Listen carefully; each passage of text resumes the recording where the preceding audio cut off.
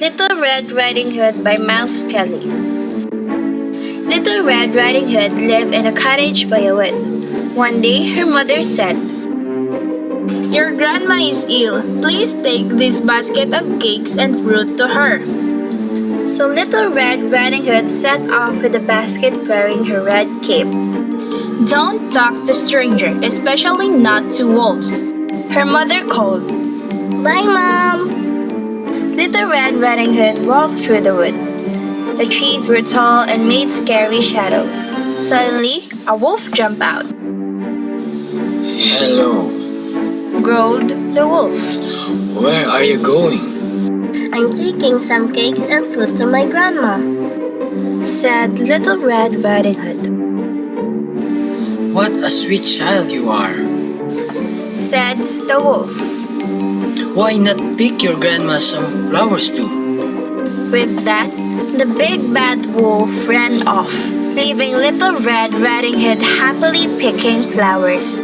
Little did she know, the wolf had raced ahead to Grandma's house. When he arrived, the wolf knocked softly on the door. It's me, Grandma. Let me in, Grandma. I brought you some cakes and fruit. He called. But Grandma wasn't silly. That's not Little Red Riding Hood voice. She said. Quickly, she made her bed and hid in the wardrobe. Grandma, The wolf burst into the cottage, but Grandma was nowhere to be seen. So he dressed himself in her nightgown and bedcap and got into the bed. Soon, Little Red Riding Hood knocked on the door. Grandma, it's me. come in, dear. Snarled the wolf in his nicest voice.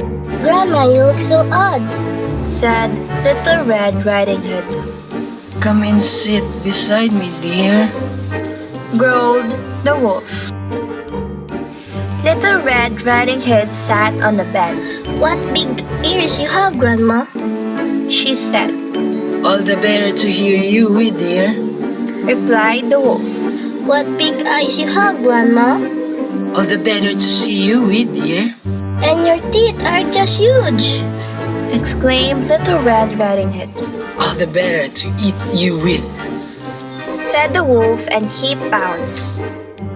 Little Red Riding Hood screamed loudly and ran away.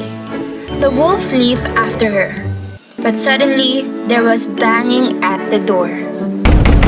Little Red Riding Hood opened the door. There stood a woodcutter who had heard her screams. He raised his axe. With a howl of fear, the big bad wolf dashed past the woodcutter, out of the cottage and away into the forest. Then Little Red Riding Hood and the woodcutter heard a strange knocking coming from the bedroom. They opened the wardrobe door, and out tumbled Grandma. This is cause for celebration. Exclaimed Grandma. So she put the kettle on and laid the table. They all sat down to tea and cakes. Yummy! Never again did Little Red Riding Hood talk to strangers. As for the wolf, he kept well away from little girls, especially those wearing red capes. The end.